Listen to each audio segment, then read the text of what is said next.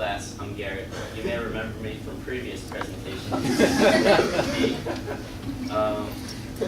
For my interview in Entrepreneur, I did an interview with a fellow named Dane Nestor, who is the major creative force behind this canteen cafe in Station North area of Baltimore.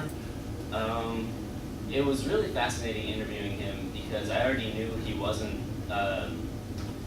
what you might conventionally picture as being an entrepreneur, but it was great interviewing him because he just totally played into and exceeded my expectations for what I was asking him. He started like with his unconventional, he proved how unconventional he was by, when I asked him what factors motivated him to be an entrepreneur, and he just shot it down because he started by saying that he despises the term entrepreneur, doesn't associate himself as being an entrepreneur, yet that's exactly what he is. And it was really fascinating because he, when I inquired as to why he dislikes the term, he said that it's like a limiting term, and it indicates that only a certain kind of person with these set skills can be successful as an entrepreneur, and that he doesn't see that as being true. And he really sees himself as being more of like a creator and a director of the project rather than being the entrepreneurial head of the whole thing. And so what sets his cafe apart from any other coffee shop, because that's like a pretty common thing, coffee shop standard, you got pastries, coffees, maybe sandwiches or something, but it's like kind of like a cookie cutter arsenal of things that a coffee shop may have. And at the canteen, which is the one that he runs, it's totally not any of that. All the items on the menu are straight engineered from his brain and like creations that he worked with his team to invent, basically. And as like a little bit of background, Dane is a fellow who has many interests outside of just running a coffee shop. That's not like he didn't, think when I grow up, I want to run this coffee shop and it's going to be so good.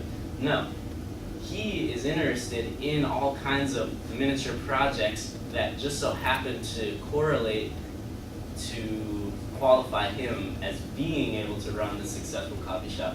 For example, he is interested in like urban gardening. He focuses on things like he grows all kinds of microgreens and different herbs and sprouts that he incorporates into his menu. He's interested in things like beekeeping, and he's also a painter as well. So as you can see, he's a multifaceted individual, and so it just plays into a lot. It was fascinating because it played into a lot of the things that were spoken about in the Pink Book, which was all talking about how these conventional methods of business and of left-brain thinking are being put to the wayside, and what really is going to cause people to stand out in the future is having that creative drive and that creative edge and truly looking for alternative ways of doing these things that have been done before, but just in a more unique fashion. And it was just really great to hear the answers that he gave, because it revealed that he is involved in this business and he is making money, but he truly derives enjoyment from being involved in this project and having the freedom to create whatever he wants and put it on the menu and like put his whole effort into making, using unconventional combinations of ingredients that most people might think are weird, and proving them wrong by making a dish that's like really amazing. For example, a BLP is a bacon, lettuce, and pear sandwich, which sounds kind of weird, but it's awesome. And as a person who doesn't even like pears, I tried it and it was great. And like things like, just like honey ginger tea, he has like all these different infusions and like different like beakers. It looks like a science lab, and and he's making your drink with it, but like we would think that he's creating some like amazing serum or something. he's invested in all the properties of the materials he's using. He's not pouring Frappuccino mix and ice and calling it a drink. You know, he's really invested in making a quality beverage and quality products.